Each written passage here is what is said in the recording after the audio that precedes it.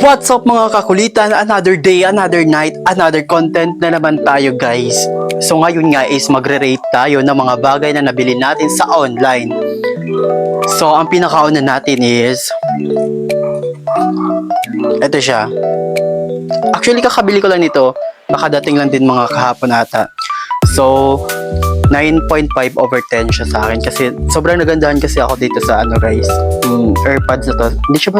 Hindi siya masyadong halata. Ito siya. See? So second is etong speaker. Para sa akin 8.5 lang siya.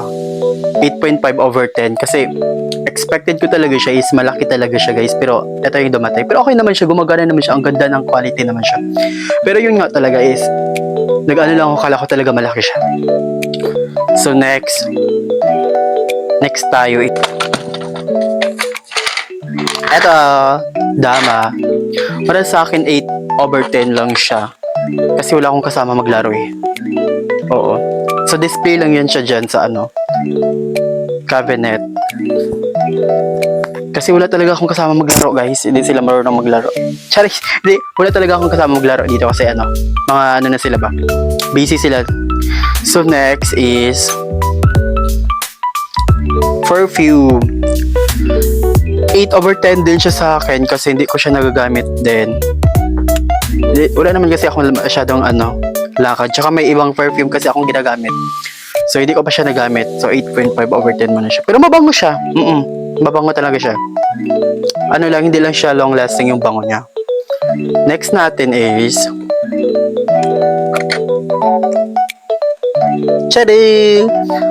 Pang ahit ng buhok sa ano, ilong.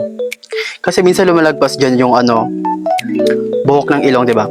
Ito ang ginagamit ko. Pero ngayon hindi ko na siya ginagamit kasi ewan ko ba, para sa akin masakit siya.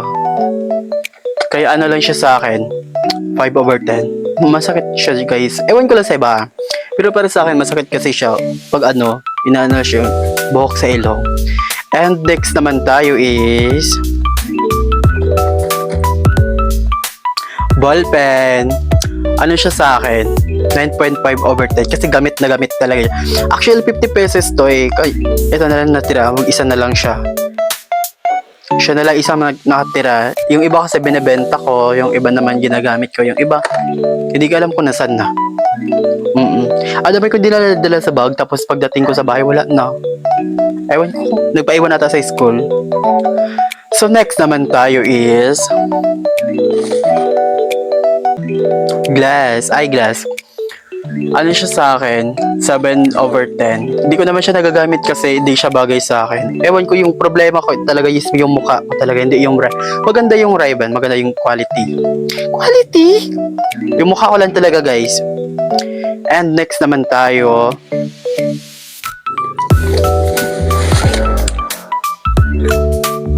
yung notebook na ginagamit ko. Gamit na gamit talaga to guys. Pero hindi naman ako masyadong nagsusulat. Pero dalang-dala ko talaga siya sa ano, school. Ano, araw-araw ko siyang dala sa school kasi kahit mabigat siya, pero araw-araw ko siyang dala. Hindi ko naman ginagamit. Ewan ko bakit ko ba siya dinadala sa school talaga siya.